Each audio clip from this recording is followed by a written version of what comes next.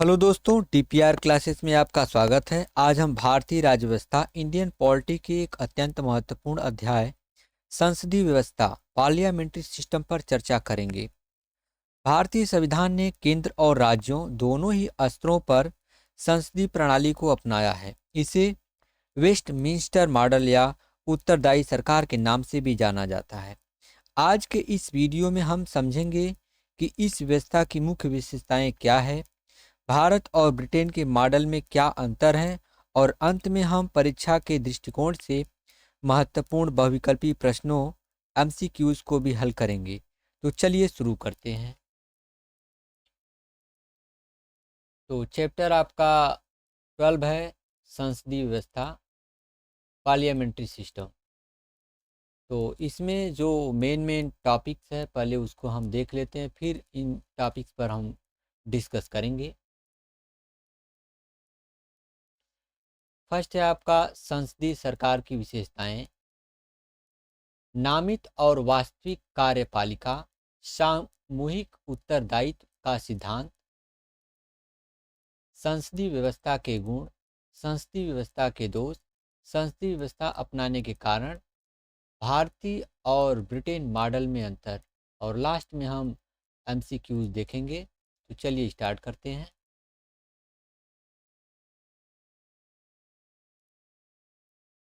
संसदीय सरकार की विशेषताएं। भारत का संविधान केंद्र और राज्यों दोनों में सरकार की संसदीय प्रणाली का प्रावधान करता है। अनुच्छेद 74 और 75 केंद्र के लिए और 163 और 164 राज्यों के लिए। इसे वेस्टमिंस्टर मॉडल, कैबिनेट सरकार या उत्तरदायी सरकार के रूप में भी जाना जाता है। संसदीय प्रणाली में कार्यपालिका अपनी नीतियों और कार्यों के लिए विधायिका के प्रति उत्तरदायी होती है। नेक्स्ट है आपका नामित और वास्तविक कार्यपालिका।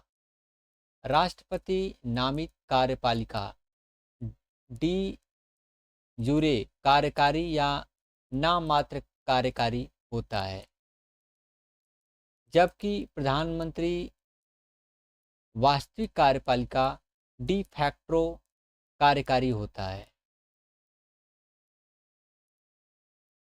डी फैक्टो कार्यकारी होता है।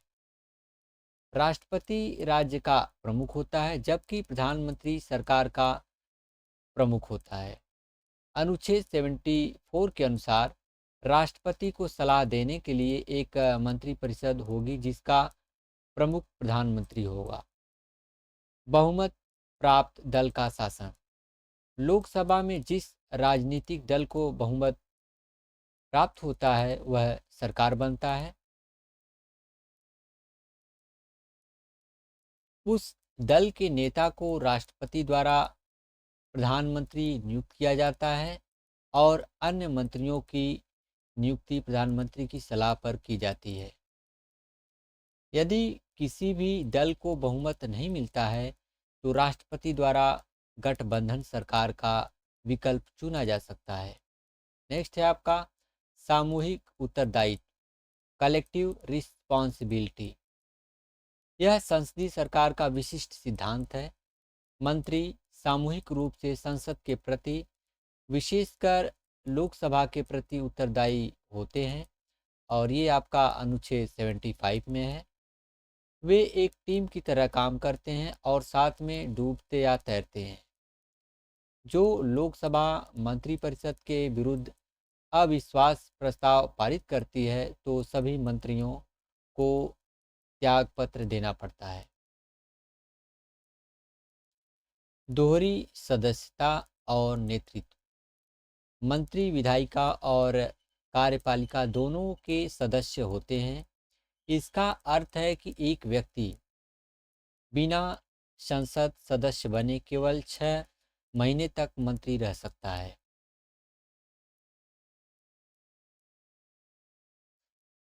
प्रधानमंत्री सरकार की इस पूरी प्रणाली का नेता होता है। वह मंत्रिपरिषद का प्रमुख, संसद का नेता और सत्ताधारी दल का नेता होता है। निचले सदन का विघटन। प्रधानमंत्री की सिफारिश पर राष्ट्रपति द्वारा लोकसभा को उसके कार्यकाल की समाप्ति से पहले भंग किया जा सकता है। संसदीय व्यवस्था के गुण। विधायिका और कार्यपालिका के बीच सामंजस्य, दोनों के अंग एक दूसरे के साथ मिलकर काम करते हैं, जिससे संघर्ष की संभावना कम हो जाती है। उत्तरदायी सरकार सरकार संसद के प्रति जवाबदेह होती है और संसद विभिन्न साधनों के माध्यम से नियंत्रित रखती है, जिसमें आपका प्रश्नकाल है और चर्चा है। निरंकुशता को रोकना। कार्यकारी शक्ति एक व्यक्ति के बजाय एक समूह मंत्रिपरिषद में निहित होती है, जो तानाशाही को रोकता है। वैकल्पिक सरकार की व्यवस्था।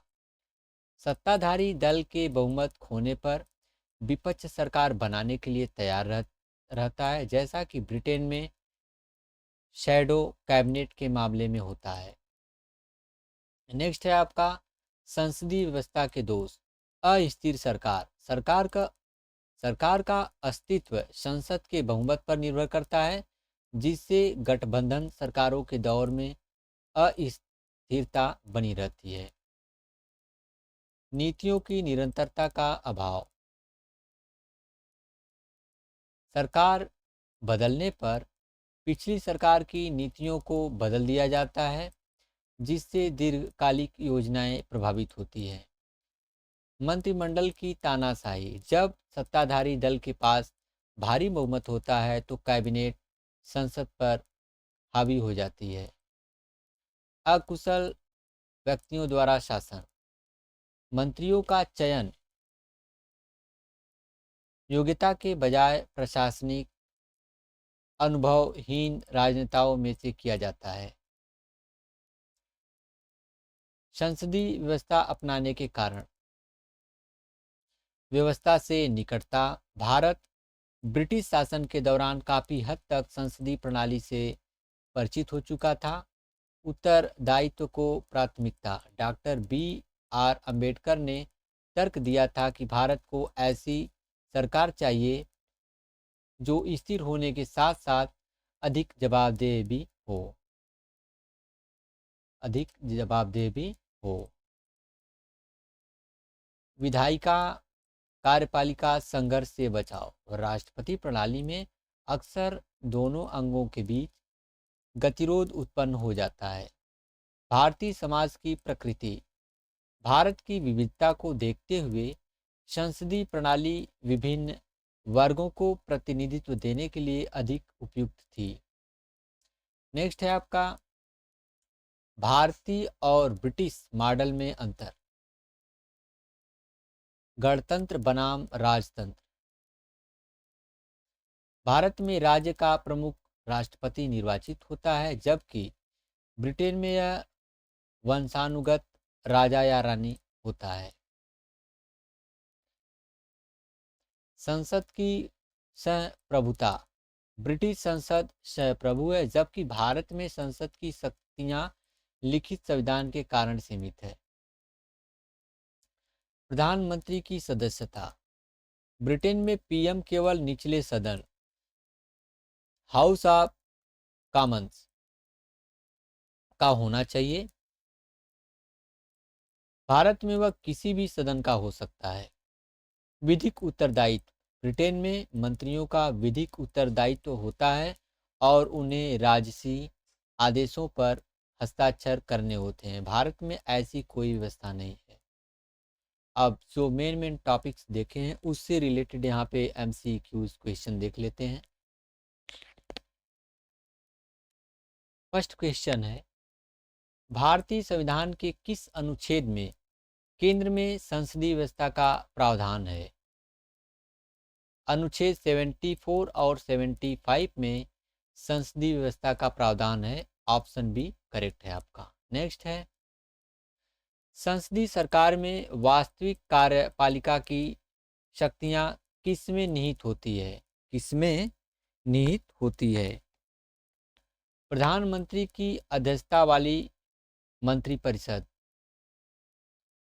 में शक्तियां निहित होती हैं। ऑप्शन बी करेक्ट है आपका। नेक्स्ट है, सामूहिक उत्तरदायित्व का सिद्धांत भारतीय संविधान के किस अनुच्छेद में वर्णित है? अनुच्छेद 75 में वर्णित है। ऑप्शन बी करेक्ट है आपका।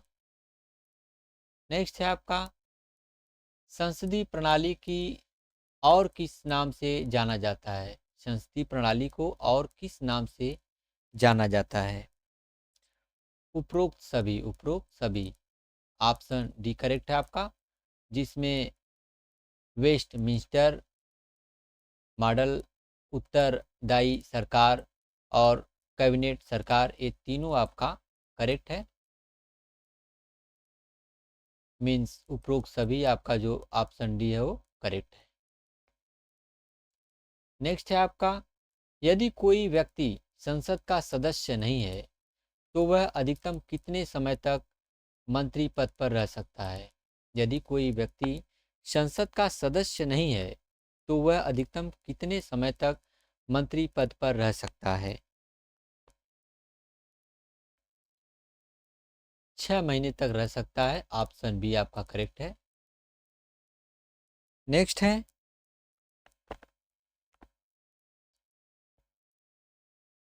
संसदीय व्यवस्था का सबसे बड़ा दोष क्या माना जाता है?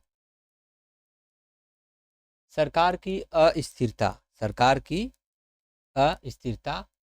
ऑप्शन बी आपका करेक्ट है। नेक्स्ट है आपका क्वेश्चन 7, ब्रिटिश और भारतीय संसदीय मॉडल के बीच मुख्य अंतर क्या है? उपरोक्त सभी। ऑप्शन डी करेक्ट है आपका, जिसमें भारत के गणतांत्रिक व्यवस्था है, ब्रिटेन में संसद प्रभु है और भारत में लिखित संविधान सर्वोच्च है। ये आपका तीनों क्या है? करेक्ट है। नेक्स्ट है आपका, प्रधानमंत्री की सलाह पर राष्ट्रपति द्वारा निचले सदन लोकसभा का विघटन करना क्या दर्शाता है? क्या दर्शाता है? कार्यपालिका का विधायिका पर नियंत्रण। ऑप्शन ए करेक्ट है आपका। नेक्स्ट है, शैडो कैबिनेट, शैडो कैबिनेट की अवधारणा किस देश की संसदीय प्रणाली की विशेषता है? ये आपका ब्रिटेन का है। ऑप्शन सी करेक्ट है। नेक्स्ट एंड लास्ट है आपका, निम्नलिखित में से कौन सी विशेषता संसदीय सरकार की नहीं है?